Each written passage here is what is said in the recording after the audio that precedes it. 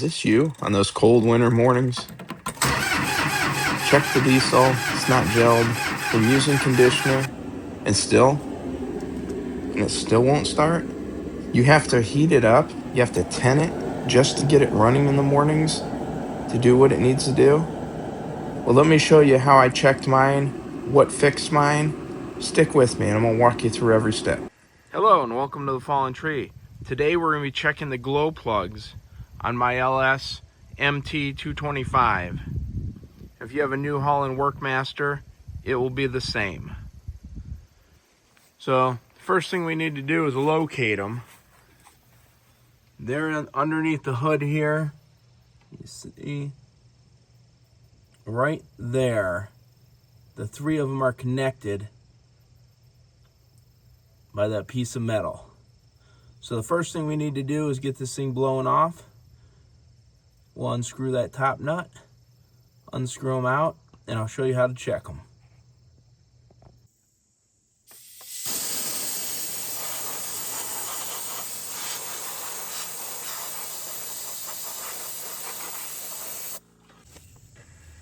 So it was important that we got that blown off. That way when we do take out the glow plugs, we don't have debris falling down in the holes.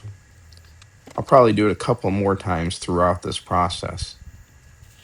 First thing we need to do is disconnect this piece of metal that binds them all together.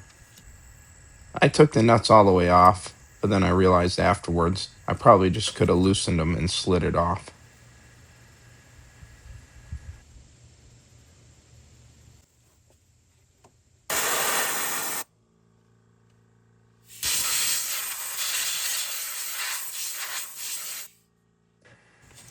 So next we're going to take a deep well socket and we're going to pull these out one at a time.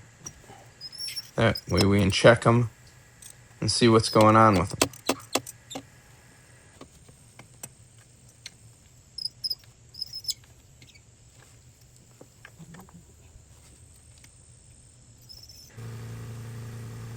Alright, first one's out. First glance, it looks pretty gunked up with soot. So let's check it. So for this I'm going to hook my battery up to some jumper cables. Attach the negative to the body and the positive to the threads. Now that end should heat up just like that one did. If you've seen it glowing red. Should do that in a couple seconds. That's usually a sign of a good glow plug. Pulled the second one. Let's test it. Well, that one's good too. Now this got me a little worried. Maybe it's not the glow plugs. Maybe it's something more. Well, let's check the third one. We'll see what's going on.